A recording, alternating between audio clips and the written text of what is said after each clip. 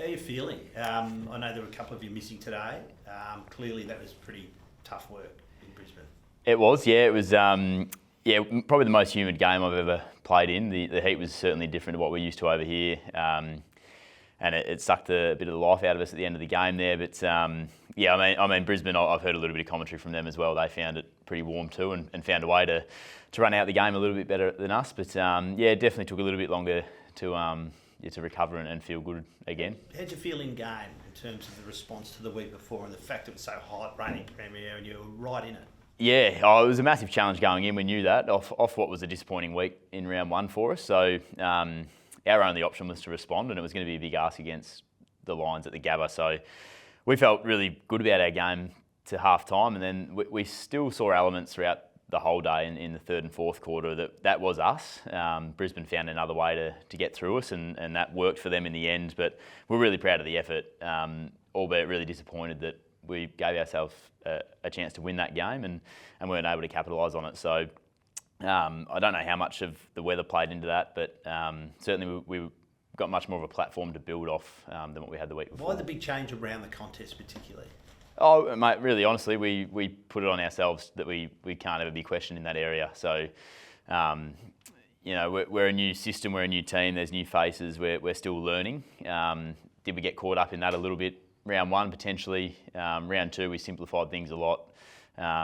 First and foremost, we just wanted to win the inside fight, and I think the boys did a really good job at that for a lot of the day. So, kicked it off in the midfield, and then I think the rest of the boys followed suit, and the actions were contagious through the middle of the ground. Felt like we didn't really get a look at all at what the new look's going to be in week one, but we did in week two. Is that a fair assessment? Definitely, yeah. We did for sure. Tough and fast and dynamic was why we got ahead, I think, so quickly, and we probably jumped Brisbane a little bit. I don't know if they were expecting that. So really nice to see that, and really nice to feel it for our players too. And then we've obviously got to find other ways as well that are going to help us on game day, and that's all part of the learning moving forward. I think a mature team took over in the end in Brisbane.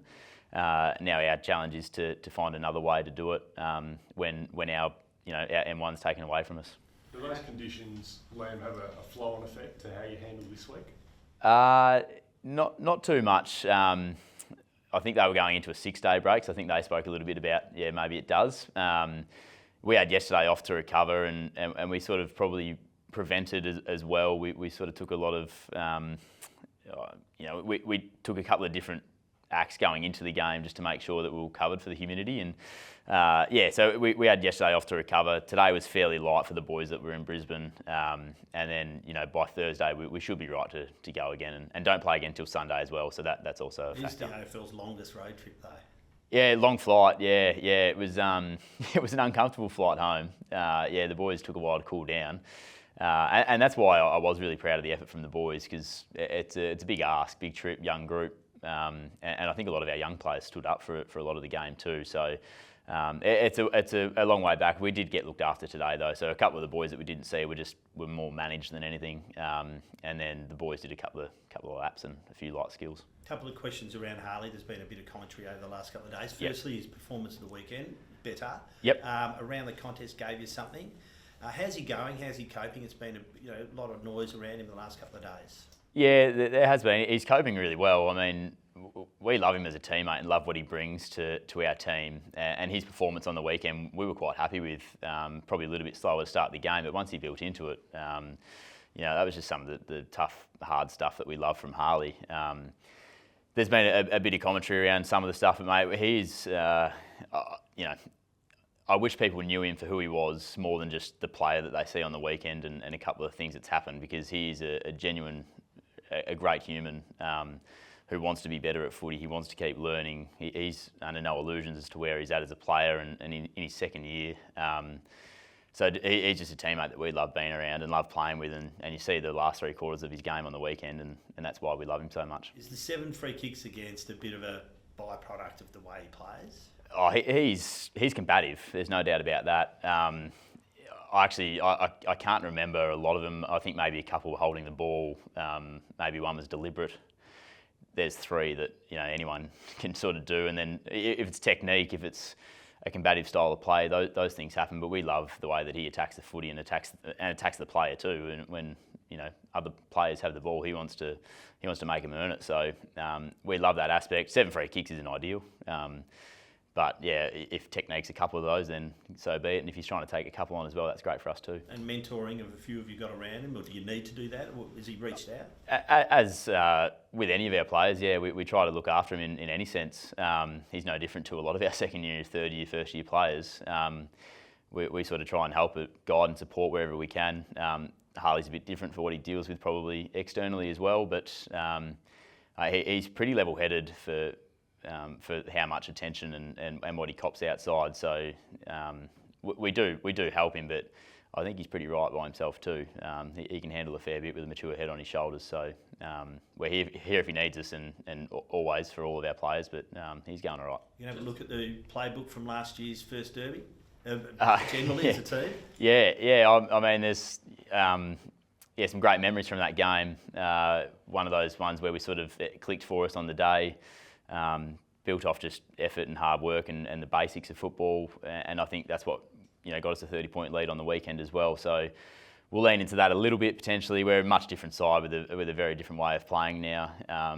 But we remember being in those games and what it felt like. So we'll try and harness a little bit of that, and certainly look to launch off what was a better week this week into the Derby. Liam, just on that external stuff for Harley, and I mean you've got a bunch of young blokes who are not getting any headlines, and Lockie Neal, I think today has talked about like people need to lay off Harley, just let him grow his game, whatever. Do you recall seeing any other young player who's come into the game just be constantly under so much scrutiny from all areas and having to deal with anything like that? No, I don't. No, I've never seen this to this extent. Anyway, yeah. I mean, we've had some big names at this footy club, and most notably probably Dick Natanui for me in my time, who dealt with a lot of that. But I haven't seen it this early on in a career where it's so heavy. So it would be very, very difficult for Harley to be able to just focus on footy and get the best out of himself as a footballer and a person with everything going on in his life externally. He's human at the end of the day. He honestly, he just wants to play footy, be amongst his mates, and there's a lot of external stuff going on that he has to deal with that we wouldn't even know half of. So I haven't seen it to this extent, but again, I'm always impressed with how he handles himself in those moments. Tyrell Duo's probably a bit stiff not to get a Rising Star. Did he miss out, did he? I think he was in some sort of knee brace this morning. I mean, how is he going at the moment? Yeah, I think he had a little bit of tuber grip on his knee, maybe from having a record amount of kicks for his early amount of games. But he was impressive. I think he's fine. I haven't heard anything else around that, so I'm sure he's fine. Just a little bit sore after the game. But yeah, he brought something to us that it really excited us. Back to the wing where he trained all pre-season and couple of early goals, and we all thought he was going to be a Brownlow medalist, but he's we were just really happy for him because he's put in a lot of work to get himself to a position to be really fit and ready to go. And I think Minnie spoke about we needed him in the team, and they were just going to find a place for him wherever it was, and I'm glad it was on the wing this weekend because he showed us his stuff. Jack Graham was close last week. I guess firstly, do you think he's likely to get up this week, and how much of an impact does he make? He'll be a test for this weekend. Yeah, he was close. The thing about Jack is he's not one to complain at all, so he probably doesn't let on as to how sore he is. But he was close to getting up. I think the way that we played on the weekend, he would have loved it. I know sitting in the coach's box, he was getting excited by what he saw, and he could see the transformation of what we'd done over the pre-season, or translate onto game day. So he's pretty excited to get out there. So we'll give him his time to get right.